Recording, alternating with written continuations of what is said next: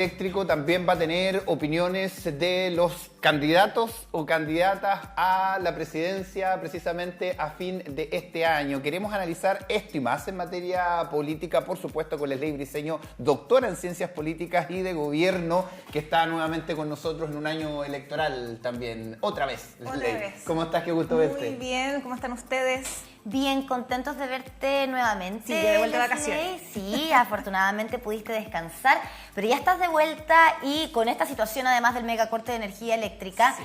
porque claro, uno comienza a sacar las cuentas, no uno más bien, el mundo político, ¿no?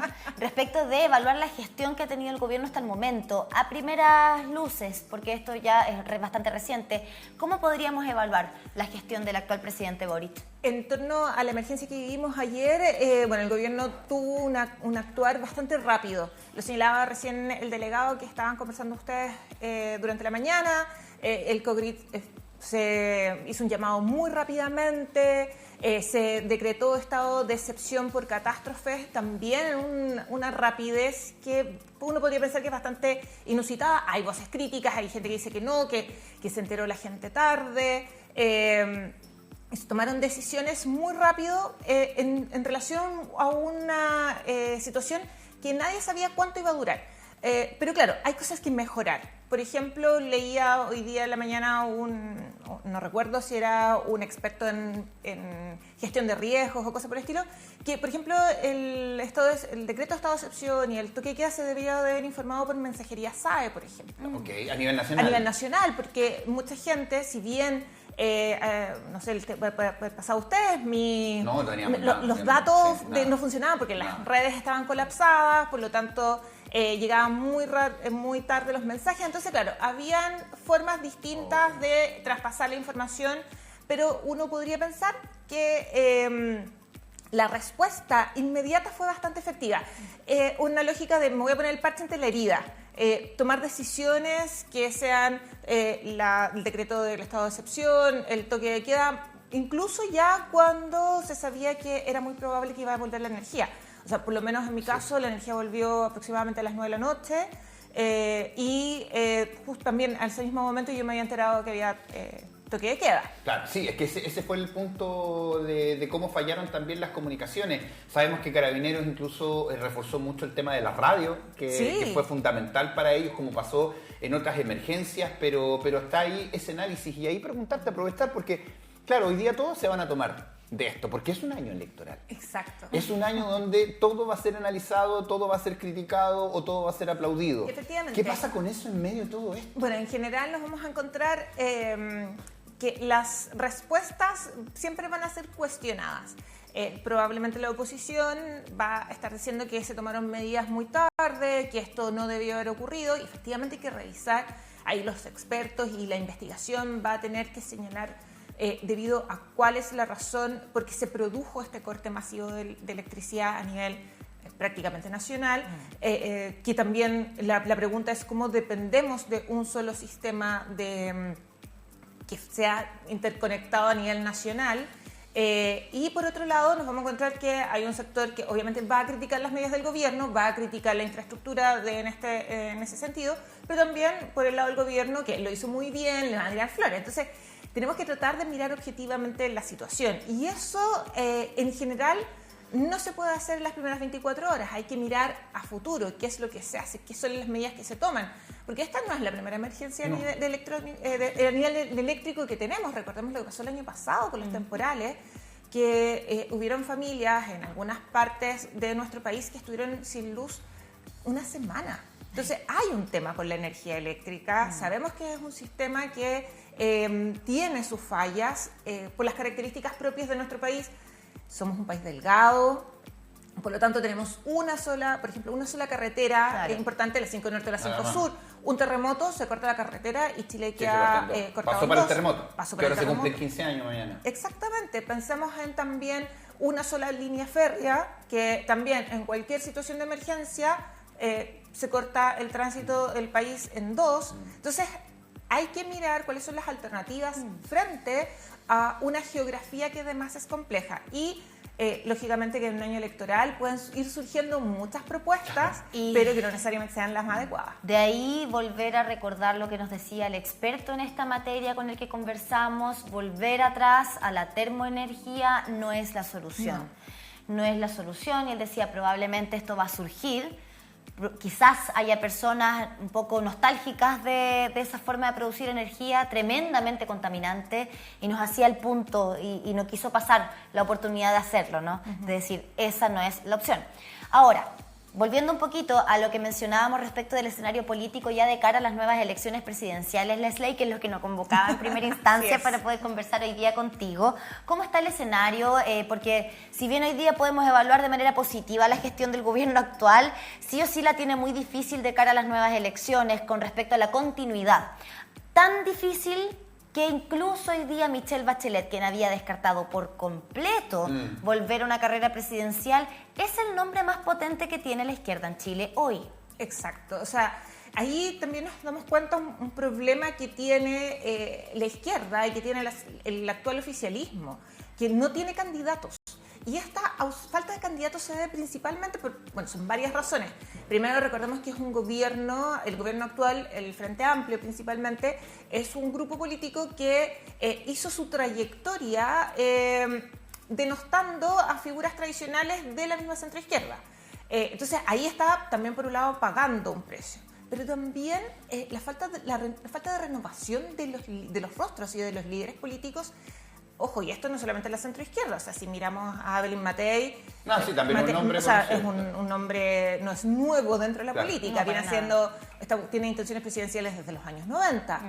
Por lo tanto, pero si miramos específicamente lo que es el oficialismo, es que se han dado muy poca renovación dentro de los partidos, porque la antigua Concertación, en el momento que era gobierno, costaba generar nuevos liderazgos. Y estos nuevos liderazgos principalmente quedaban mucho en el mundo estudiantil, algunas veces pasaban a la competencia electoral, especialmente en términos parlamentarios, pero posteriormente a eso no se potenciaban, principalmente porque a los antiguos liderazgos les costaba generar los espacios de renovación dentro de la política. Entonces nos encontramos con una generación que no está dentro de la política. Nos saltamos de los candidatos que tienen 70 años, 65 años, o los políticos en general de esa edad, a grupos que probablemente hoy día están recién surgiendo con fuerza. Y ahí hay un vacío. Y con respecto a eso, y guardando las proporciones, por supuesto, si lo comparamos con la selección chilena, se habla mucho del recambio. Se le da la oportunidad a los nuevos futbolistas y no cumplen. Y de alguna manera hemos visto en esta administración a los rostros que le han dado la oportunidad, entre ellos Giorgio Jackson, Camila Vallejo y varios otros, incluso el mismo presidente, incluso otros diputados, que están hoy día cuestionados por problemas con el caso convenios, problemas con situaciones vinculadas precisamente al manejo de recursos o administración pública. ¿Qué hay con eso también? Claro, ahí nos encontramos, bueno, primero el tema del caso convenios, del caso de las fundaciones, ahí nos damos cuenta que efectivamente hay un problema grave, y eso es a nivel nacional. Sí, claro. Son todas las regiones las que han sido cuestionadas. Y ahí lo interesante es que uno se podría preguntar, bueno, ¿es un problema solo de una región o de un solo sector? Y no, nos damos cuenta que es un problema estructural. Por lo tanto, hay un tema en relación a cómo se entregan los fondos desde las administraciones locales desde el gobierno central hacia las administraciones locales y cómo se implementan los proyectos. Entonces, ahí probablemente estamos hablando de la necesidad de revisar cómo funcionan los gobiernos regionales y cómo está pensada la administración de los gobiernos regionales. Esa discusión es una discusión de larga data y una discusión que probablemente no va a solucionar ni este gobierno ni el próximo. Entonces, claro, nos encontramos con que una de las cosas que está pasando en la cuenta del gobierno actual es la falta de experiencia. Tenían mucho, y yo me recuerdo alguna vez haberlo conversado, no recuerdo si fue aquí o con los estudiantes, etcétera, que los actuales miembros del gobierno tienen una experiencia importante, sí, pero principalmente desde el mundo estudiantil. Fueron destacados dirigentes estudiantiles en el mundo universitario, probablemente desde su educación secundaria estuvieron involucrados en el mundo político, pero otra cosa muy distinta es qué es lo que pasa a nivel nacional. ¿Por qué? Porque generalmente las formas de trabajar y las tácticas que utilizan los dirigentes estudiantiles son muy distintas a las tácticas que se utilizan en los procesos de gobierno y en el proceso de toma de decisiones. Hay una distancia enorme ahí, Lesley, pero en honor al tiempo, también nos gustaría preguntarte por la otra vereda, que tampoco la tiene tan fácil. La derecha tradicional chilena, Chile Vamos, hoy día está atravesando un complejo escenario respecto de posibles primarias. Llaman a primarias con el Partido Republicano, pero también están generando alianzas, por ejemplo, con Demócratas y Amarillos por Chile, y desde Demócratas al menos han dicho, nosotros con el extremo, con el Partido Republicano, no vamos. Entonces están ahí como jamón del sándwich.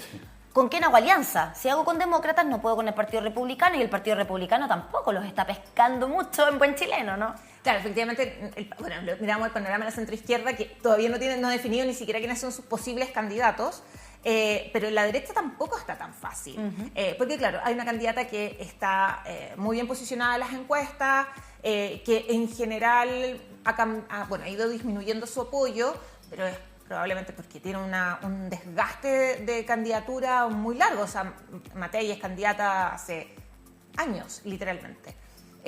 Pero claro, Matei en esta búsqueda, y Chile Vamos en la necesidad de buscar unidad del sector para ir quizás idealmente con un candidato único, lógicamente que le está costando. ¿Por qué busca la estrategia del candidato único? Para no dispersar votos. Principalmente porque si la derecha va con muchos candidatos y la centroizquierda o el oficialismo va con uno, y quizás un par de candidatos de la extrema izquierda descolgados, como puede ocurrir y que probablemente lo haga, las probabilidades de que el candidato de centroizquierda con otro de extrema derecha incluso puedan pasar a segunda vuelta es bastante alta. Y eso es un escenario que la derecha, especialmente la derecha tradicional, la centroderecha, ellos prefieren en general no plantearse. ¿Por qué? Porque por primera vez Evelyn Matei, y al parecer es así, o debería de ser así si es que las encuestas no nos mienten tanto, parece que tiene muchas posibilidades de poder pasar a segunda vuelta e incluso ganar en segunda vuelta, con un proyecto de gobierno que vendría a ser el legado para algunos del presidente Sebastián Piñera, pero además con una centroderecha que está mucho mejor posicionada que hace 10 años atrás, en términos electorales. Pero sí una centroderecha que tiene una candidata, han estado surgiendo otros candidatos ahí. Recordemos las expresiones presidenciales del exalcalde de la Florida, Rodolfo Carter, que finalmente siempre ha estado, hay que hacer primarias, pero también tiene la derecha extrema, tiene candidatos no solamente como... Tiene Kast y a Kaiser, por lo menos, que le salen al camino. Que también están divididos ahí los republicanos. Y mira la doble K. Claro, y que probablemente no van a llegar a acuerdo para una primaria con Chile Vamos.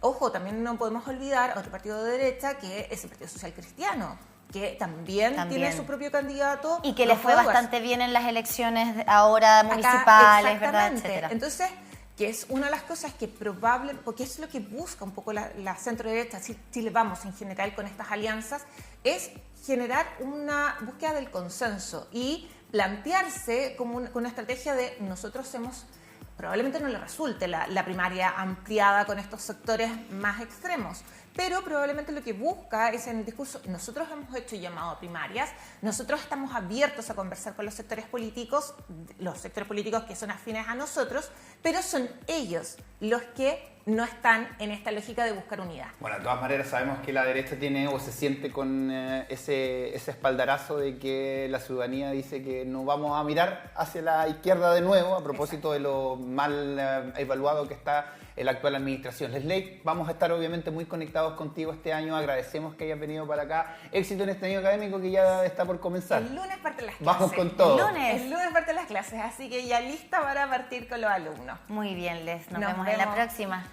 Sí, ya son las 9 de la mañana con 53 minutos, 18 grados a esta hora de la mañana. Nos vamos a separar brevemente en una pausa comercial.